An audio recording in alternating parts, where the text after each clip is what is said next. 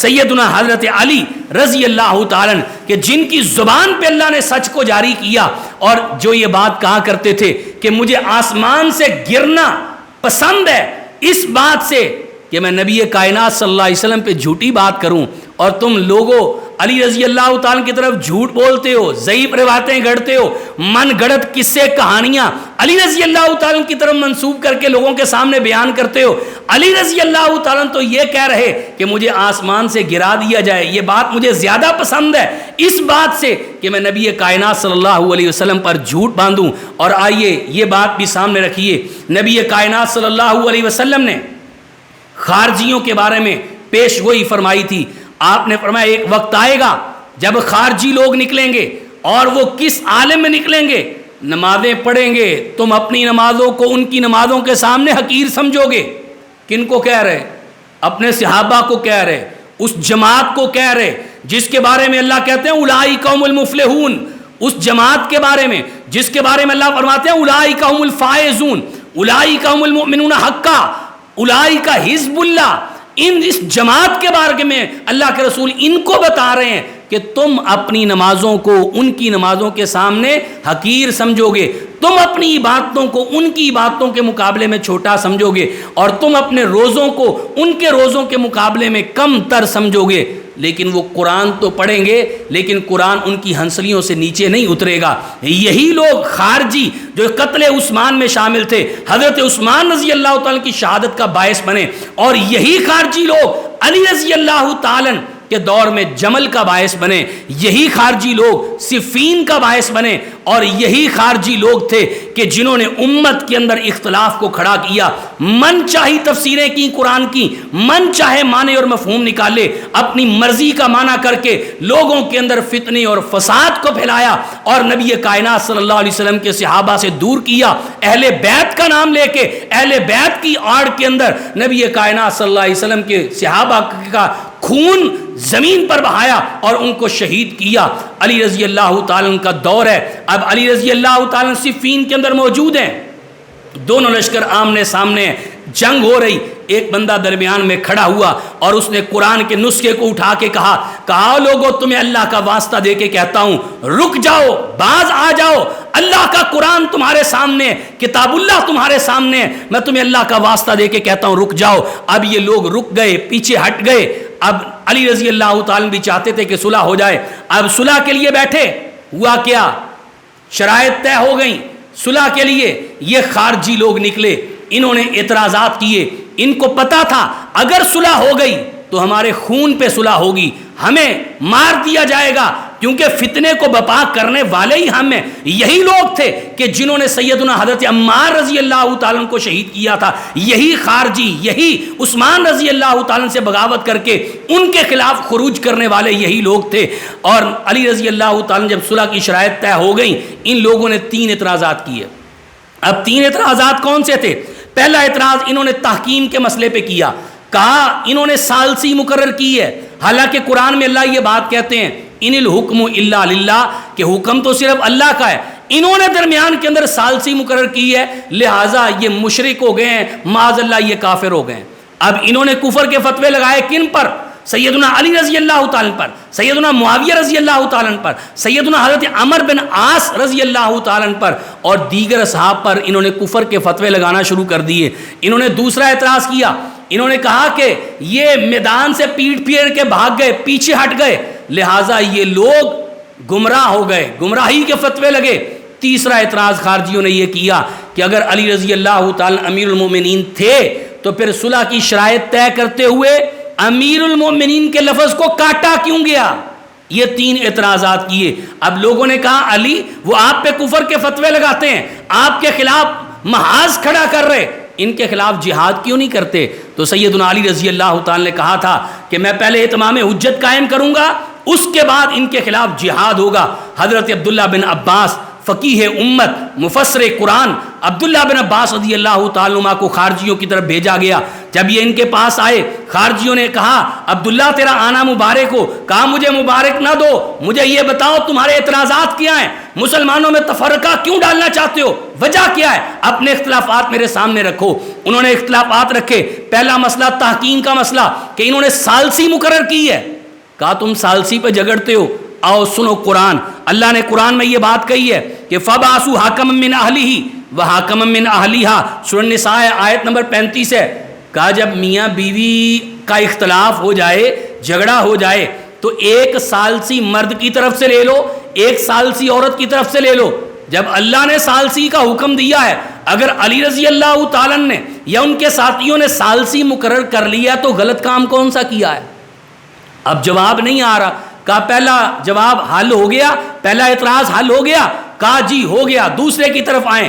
کہا انہوں نے میدان جہاد سے پیٹ پھیری, ابھی مد مقابل میدان میں موجود تھا, یہ پیچھے کیوں ہٹے؟ جب قرآن کا واسطہ دے کے کہا گیا کہ تمہیں اللہ کا واسطہ دے کے کہا جاتا ہے کہ پیچھے ہٹ جاؤ, یہ پیچھے کیوں ہٹے؟ مد مقابل تو ابھی میدان میں موجود تھا. تو سیدنا عبداللہ بن عباس رضی اللہ تعالیٰ نے جواب دیا. کہا سنو, تم کہتے ہو کہ پیچھے کیوں ہٹے, قرآن کہتا ہے فَإِن جَنَحُوا لِلسَّلْمِ فَاجْنَحْ لَهَا, کہ جب ایک فریق تمہاری طرف صلح کا ہاتھ بڑھائے تو تم بھی ان کی طرف صلح کا ہاتھ بڑھاؤ. سورہ انفال آیت نمبر 61 ہے. کہا وہ لوگ صلح کا ہاتھ بڑھاتے ہوئے پیچھے ہٹ گئے تو ہم بھی پیچھے ہٹ گئے, تو اس میں علی رضی اللہ تعالیٰ نے غلط کام کون سا کیا ہے؟ اب جب دوسرا اعتراض بھی حل ہو گیا, تیسرے کی طرف آئے. کہا اچھا پھر امیر المومنین کا نام کیوں مٹایا؟ سیدنا عبداللہ بن عباس رضی اللہ تعالیٰ نے جواب دیا. کہا صلح حدیبیہ کا موقع تھا, جب نبی علیہ الصلوۃ والسلام معاہدہ کر رہے تھے, مشرکین نے کہا تھا کہ یہ رسول اللہ کو مٹا دو, رسول اللہ پہ کانٹا لگاؤ. ہم رسول اللہ تو مانتے ہی نہیں, اگر رسول اللہ مان لیں تو پھر اختلاف کس چیز کا ہے؟ تو نبی علیہ الصلوۃ والسلام نے علی رضی اللہ تعالیٰ سے کہا تھا کہ یہاں پہ کانٹا لگا دو. علی رضی اللہ تعالیٰ نے کہا اللہ کے رسول علی کا قلم لکھ تو سکتا ہے, مٹا نہیں سکتا. نبی کائنات نے وہاں سے کاٹا. کہا اگر لفظ رسول اللہ کاٹا جا سکتا ہے صلح کے لیے, معاہدے کے لیے, تو لفظ امیر المومنین کیوں نہیں کاٹا جا سکتا؟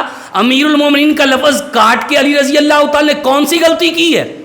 اب یہ تین اعتراضات جب عبداللہ بن عباس رضی اللہ تعالیٰ نے حل کیے تو کہا کوئی اعتراض ہے تو بتاؤ.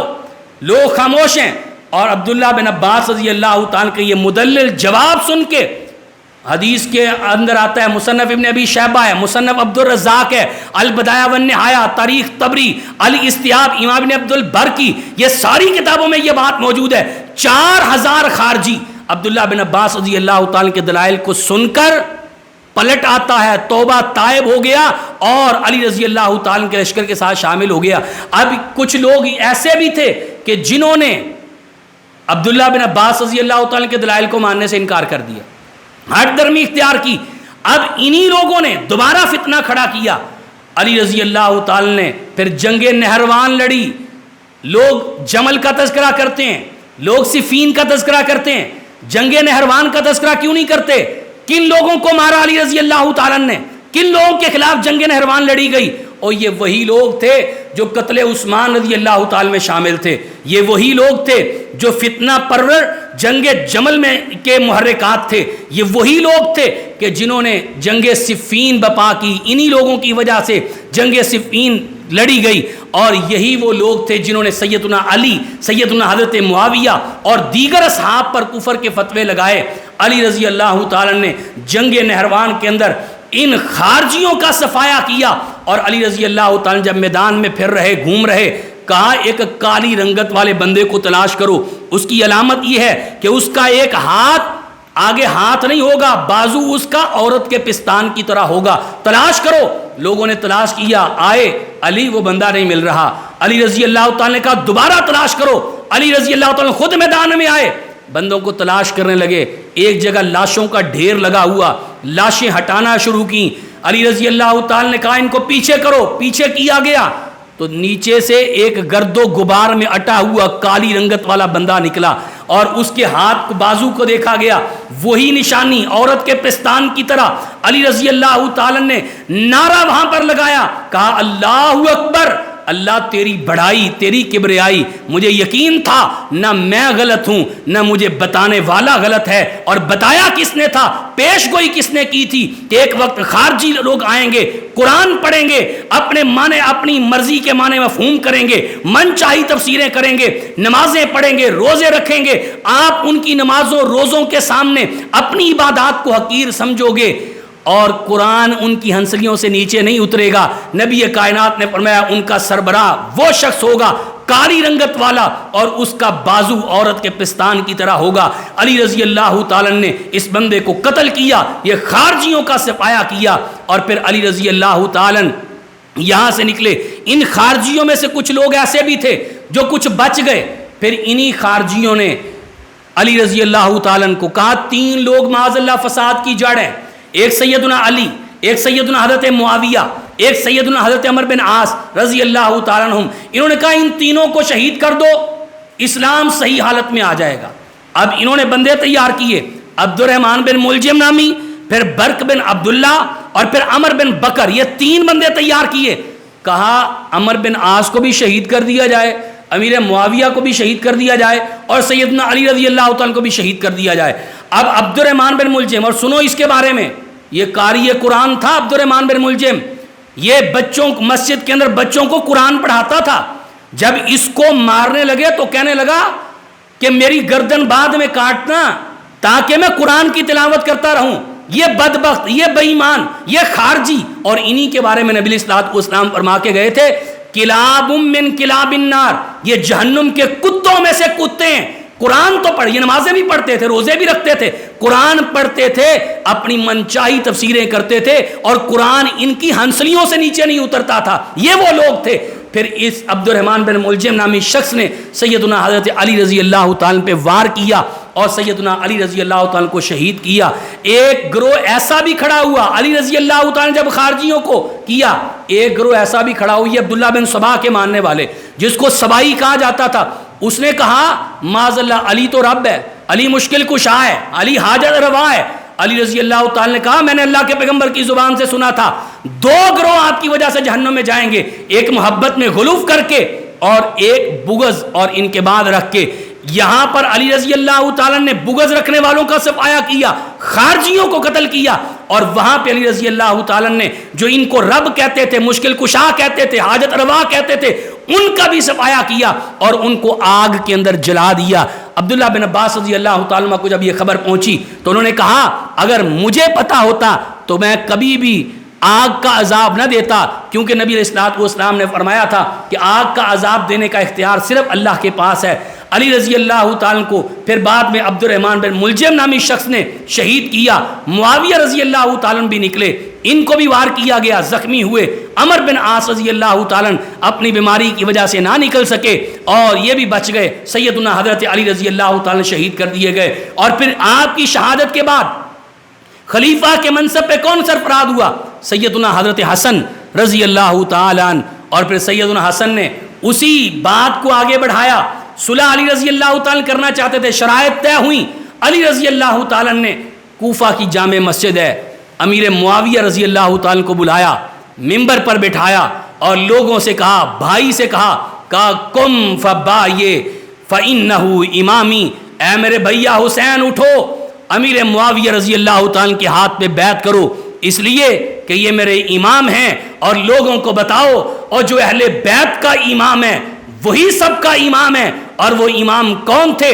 امیر الحق والایقان سیدنا امیر معاویہ بن ابی سفیان رضی اللہ تعالی عنہما، جن کی خلافت اور جنہوں نے 20 سال تک حکومت کی۔ سیدنا حسن رضی اللہ تعالیٰ نے اپنے نانا کی پیش گوئی پہ عمل کیا کہ جب وہ مسجد نبوی کے اندر آئے، نبی کائنات نے خطبہ چھوڑا، ممبر سے اترے، آپ نے اپنے نواسوں کو اٹھایا، اپنے پاس ممبر پہ لا کے بٹھایا، تو آپ نے تاریخی الفاظ کہے تھے، آپ نے فرمایا ان ابنی ھذا سید، اور لوگوں میرا یہ بیٹا سردار ہے، لعل اللہ لیصلح اللہ تعالی علی بین طائفتین عظیمتین من المسلمین، کہ میرا یہ بیٹا مسلمانوں کے 2 بڑے گروہوں کے درمیان صلح کروائے گا۔ اور پھر سیدنا حسن رضی اللہ تعالی نے صلح کروائی۔ اور جاؤ ان لوگوں سے سوال کرو جو سیدنا امیر معاویہ رضی اللہ اللہ تعالیٰ پہ اپنی زبان تان کو دراز کرتے ہیں اور اپنی زبانوں کو ان کے خلاف نکالتے ہیں، ان سے سوال کرو